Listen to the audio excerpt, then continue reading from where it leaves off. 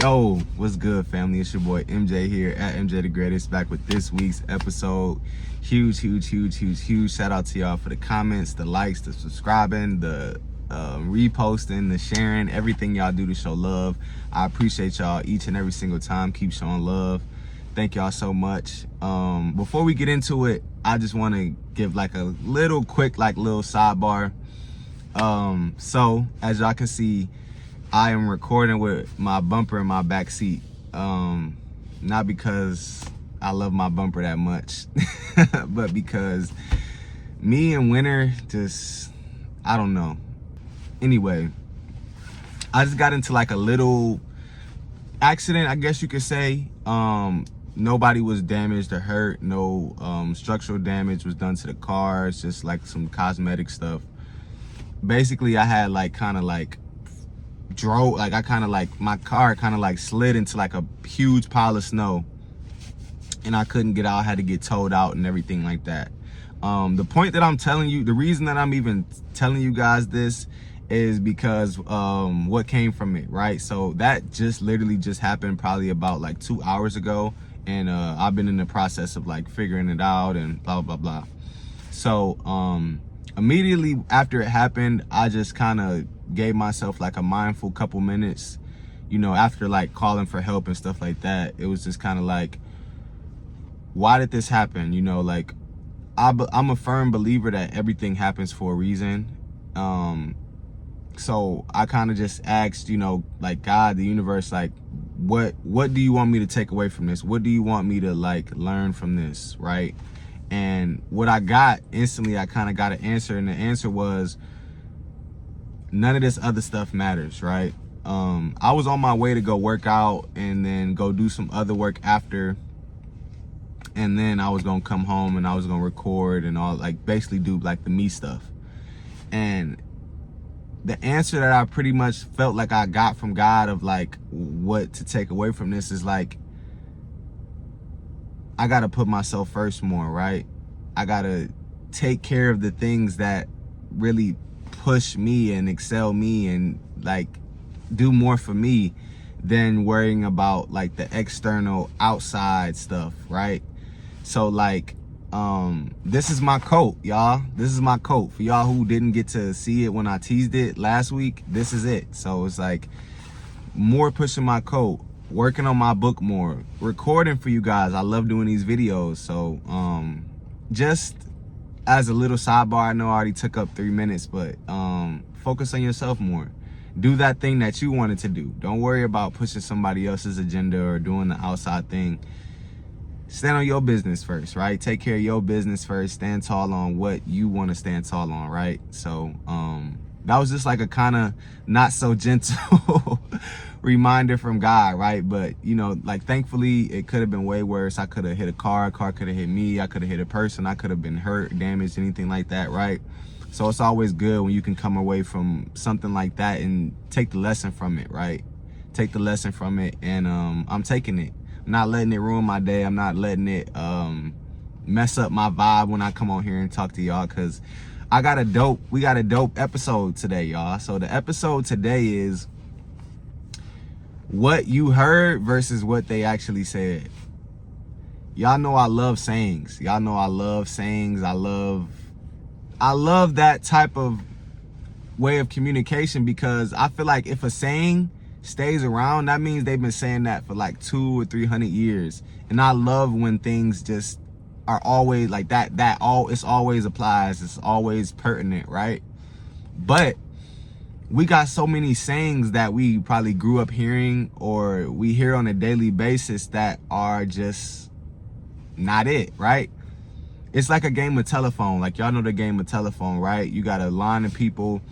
The first person tells the next person something, and then the goal is to transfer that same message from the beginning of the line to the back of the line without losing translation, right? But the problem is, somewhere down the line, you always lose the translation. So we got so many sayings that people say on a regular basis, but they're wrong. You know what I'm saying? That's not how they were actually written, or that's not the full saying, right? So because these are so deep rooted in our like every day, the way we speak in our vocabulary, I just thought it would be super dope and cool to kind of go over like a lot of the top sayings that we've been hearing our whole life, but we've been hearing them wrong. So first, I know y'all all have all heard this, right? Curiosity killed the cat. When you think about that, it doesn't really make sense, right? The cat was curious, so it died. Well, basically what that saying turned into is like a fear tactic, right? It's like, don't be curious. The real saying though, what they actually said is, curiosity killed the cat, but satisfaction brought it back. That's the full saying, right? So now what that saying actually meant is, go after it. Be curious. Be wonder, like have some wonder, have some adventure, go out and seek things, go out and learn something. If you don't know, go see about it, right? See, curiosity kills the cat makes you think it's scary to be curious, or you should be risk averse to being curious. No, you should be curious. You should go seek out more answers. You should ask more questions. You should go find out more things, right? Because then you'll get the satisfaction, right? You'll get the satisfaction. So that's the first one. And we've been hearing that since we've been kids, right? Curiosity killed the cat. No, curiosity killed the cat, but satisfaction brought it back. You know what I'm saying? The satisfaction of finding out the thing is what brought it back. So, the next one, and this might be my favorite one, right? Because I personally hear this all the time, because I don't know if it's like people try to like throw it in my face or what, but a jack of all trades is a master of none. That is only a part of the statement, right? That's only a part of the saying. This is the full saying. A jack of all trades is a master of none, but it's still better than a master of one. That's the full saying. That's what really was intended to be said, right? So it's not to say only do this one thing and master this one thing and be great at that one thing. That's good, right? But it'll never be bad to learn more things, right? It'll never be bad to be talented at more than one thing. How, like, you know? So it's like some of these sayings, it's like, it's been ingrained in us for so long, we just accept it blindly, right? But why would it be good to only be good at one thing and nothing else? Why would that ever be more, like, why would it be frowned upon to like, or be good at doing multiple things instead of just being good at doing one thing? I don't know. But that's the full saying, right? The next one is, and this one is kind of funny, right? But it's the truth, right? So whenever we go to a store, we go shopping, we go do something, we always hear this saying, the customer is always right. Well, let's be honest. Those of us who work in retail, work in customer service, things like that, own businesses, etc., the customer is not always right. That's just plain and simple. That's just facts. The customer is not always right. But this is the full saying. The customer is always right in matters of taste. Which is right. That is correct. That will always be 100% true, right? Because the customer's taste is their preference, what they want. So if they have a taste, then they're always going to be right about that, right? If they want butter pecan instead of vanilla, they're always going to be right about that, right? I'm always going to try to sell them butter pecan and not vanilla because their taste is butter pecan. You know what I'm saying? So the customer is not always right unilaterally in every single situation. No, that's not true. The customer is always right in matters of taste, because the taste is always, you want to cater to the customer's taste, right? You want to give them something that they want. You don't want to just give them what you think they want or what you want. No, you want to give the customer what they want. So they are always right in matters of taste. Another one, and we always hear this all the time too, great minds think alike. And that's true. Great minds do think alike, but that is only a part of the saying. The full saying is this: great minds think alike, but fools seldom differ. Right? So what that basically is saying is we kind of neglect the other side of it, right? So if it's like if I have an idea and somebody else has an idea, we instantly might jump to think like, oh, great minds think alike, right? But fools also think alike, right? So it's like, we can't just think just because we think the same that it also mean that automatically means that we have a great idea or it's a good idea. We could be thinking the same stupid thing too.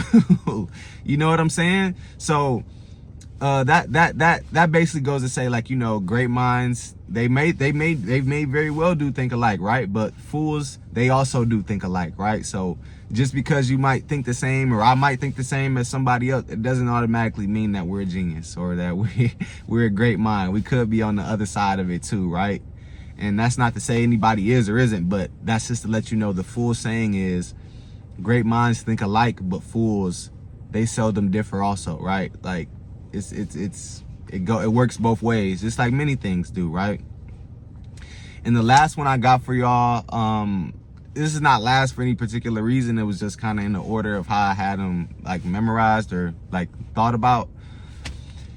Money is the root of all evil. We all have heard this. We have all kind of been indoctrinated with this type of thinking, and it's not true. Money is not the root of all evil. This is the full saying. For the love of money is the root of all types of evils. Not money itself, objectively. It's the love, it's the obsession of money that is the root of all these types of evils, right? Because you can kind of, I mean, we it's human nature, right? We know there are a lot of people that would like do anything for money, or do anything to be rich, or do anything to, and I've talked about this before too, right? So it's more of that mindset that people get in when, you know, they're chasing after the money, or they're like lusting after the money. That is where the evils can come from. That is when you start to see people do evil things. You know what I'm saying? It's not just the money itself, right? Because money is a tool and a resource that we all need to be able to utilize while living in this world, living in this country. You know what I'm saying? So it's nothing wrong with liking money, or wanting to have money, or wanting to have a lot of money, right? But if you have it in your head that money is the root of all evil, then that kind of handicaps us in our thinking, right? Because now it's like, oh, well, we don't want to go after money because we might think it's a vain thing. But having money or accumulating a lot of money is not a vain thing, right? But having a skewed love or obsession or fixation on money is when you can kind of start, this is when the lines start to get blurred, right? So I hope that from these sayings you can take a little insight and just kind of realize that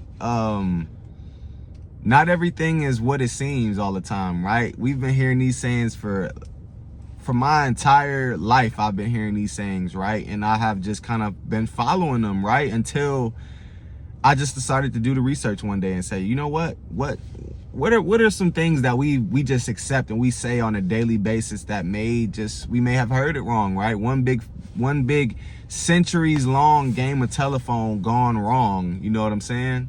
So hopefully, now that you know what the real meaning of these sayings are, you can apply them and actually use them in your real life to move forward, to not be fearful, right? I feel like a lot of these sayings were placed in our vocabulary, in our way we speak, to kind of keep us fearful, keep us doubtful, keep us frantic, keep us scared. You know what I'm saying?